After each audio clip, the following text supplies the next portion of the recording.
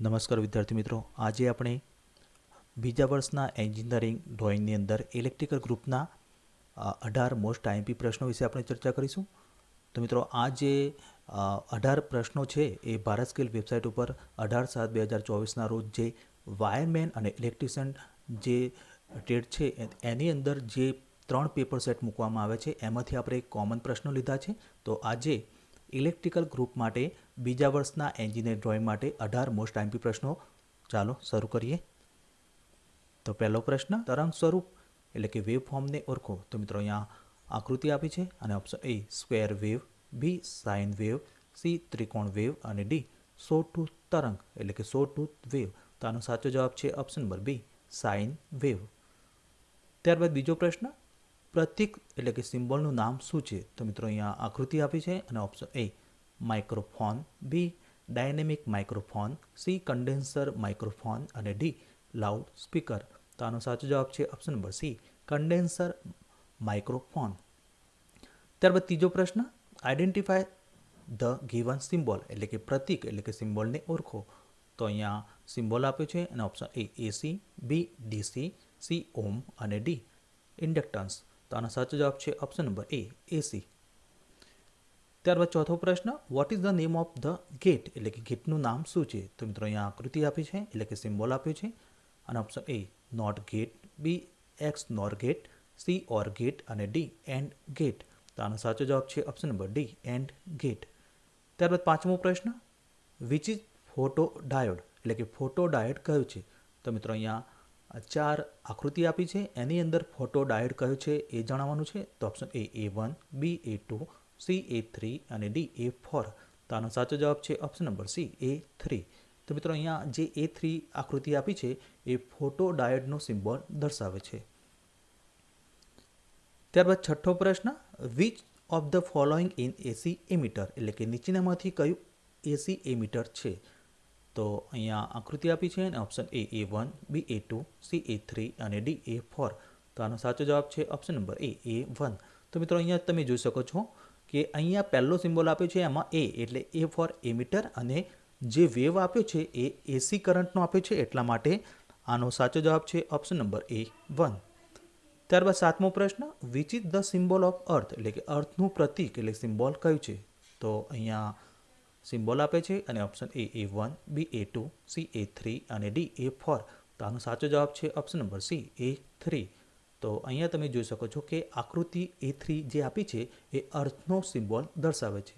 ત્યારબાદ આઠમો પ્રશ્ન, which device is use to start and stop A motor એટલે કે મોટર ચાલુ કરવા અને બંધ કરવા માટે કયા ઉપકરણ એટલે કે ડિવાઇસનો ઉપયોગ થાય છે? તો option A rotor, B starter, C stator અને ડી સ્લીપ રિંગ. તો આનો સાચો જવાબ છે ઓપ્શન નંબર બી સ્ટાર્ટર. ત્યારબાદ નવમો પ્રશ્ન, ઓટોમેટિક આયનમાં કયો ભાગ ગરમીનું નિયમન કરે છે? તો ઓપ્શન એ હીટિંગ તત્વ, B pressure plate, C thermostatic switch અને ડી એસ્બેસ્ટોસ સીટ. તો આનો સાચો જવાબ છે option number C thermostatic switch.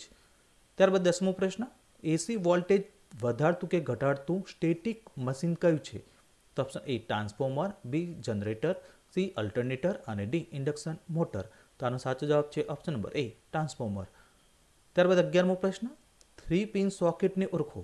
તો અહીંયા સિમ્બોલ આપે છે એના અને ઓપ્શન A1, બી A2, સી A3 અને ડી A4. તો આનો સાચો જવાબ છે ઓપ્શન નંબર બી A2. તો અહીંયા જે સિમ્બોલ આપે છે તો એની અંદર તમે જોઈ શકો છો કે A2 જે આકૃતિ છે એ 3 પિન સોકેટની દર્શાવે છે. ત્યારબાદ 12મો પ્રશ્ન, what is the material of line insulator એટલે કે લાઇન ઇન્સ્યુલેટરની સામગ્રી એટલે કે મટીરિયલ શું છે? તો ઓપ્શન એ તાંબુ એટલે કે copper, B aluminium, C porcelain માટી એટલે કે પોર્સેલિન ક્લે અને ડી રબર. તો આનો સાચો જવાબ છે ઓપ્શન નંબર સી પોર્સેલિન માટી એટલે કે પોર્સેલિન ક્લે. ત્યારબાદ 13મો પ્રશ્ન, which is A symbol of DC motor એટલે કે ડીસી મોટરનું પ્રતીક એટલે સિમ્બોલ કયું છે? તો અહીંયા આકૃતિ આપી છે અને ઓપ્શન A1, બી A2, સી A3 અને ડી A4. તો આનો સાચો જવાબ છે ઓપ્શન નંબર A1. તો મિત્રો, અહીંયા જે પહેલી આકૃતિ A1 આપી છે એમાં તમે જોઈ શકો છો મોટરનો સિમ્બોલ એમ આપ્યો છે અને નીચે જે કરંટ દર્શાવે છે એ ડાયરેક્ટ કરંટ દર્શાવે છે એટલે કે ડીસી કરંટ દર્શાવે છે, એટલા માટે આનો સાચો જવાબ છે ઓપ્શન નંબર A1. ત્યારબાદ 14મો પ્રશ્ન, 250 વોલ્ટ કરતાં ઓછા વોલ્ટેજને ખાલી જગ્યા કહે છે? તો ઓપ્શન એ એલટી એટલે કે લો ટેન્શન, બી એચટી એટલે કે હાઈ ટેન્શન, સી એમટી એટલે મીડિયમ ટેન્શન અને ડી EXT એટલે એક્સ્ટ્રા હાઈ ટેન્શન. તો આનો સાચો જવાબ છે ઓપ્શન નંબર એ એલટી એટલે કે લો ટેન્શન. ત્યારબાદ 15મો પ્રશ્ન, વિચ ઇઝ પ્રોટેક્ટિવ ડિવાઇસ એટલે કે રક્ષણાત્મક ઉપકરણ કયું છે? તો option A fuse, B resistor, C magnet અને ડી કેપેસિટર. તો આનો સાચો જવાબ છે ઓપ્શન નંબર એ ફ્યુઝ. ત્યારબાદ 16મો પ્રશ્ન, સ્વિચો વિના મુખ્ય ફ્યુઝ બોર્ડ માટે પ્રતીક એટલે કે સિમ્બોલ પસંદ કરો.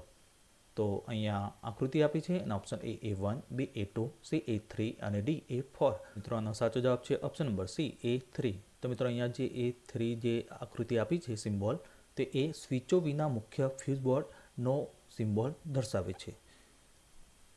ત્યારબાદ 17મો પ્રશ્ન, ઇલેક્ટ્રિકલ અને ઇલેક્ટ્રોનિક સર્કિટમાં માઇક્રોફોન એટલે માટે વપરાતા પ્રતીક એટલે સિમ્બોલને ઓળખો. તો અહીંયા સિમ્બોલ આપે છે અને અહીંયા ઓપ્શન આપે છે A1, બી A2, સી A3 અને ડી A4. તો આનો સાચો જવાબ છે ઓપ્શન નંબર ડી A4.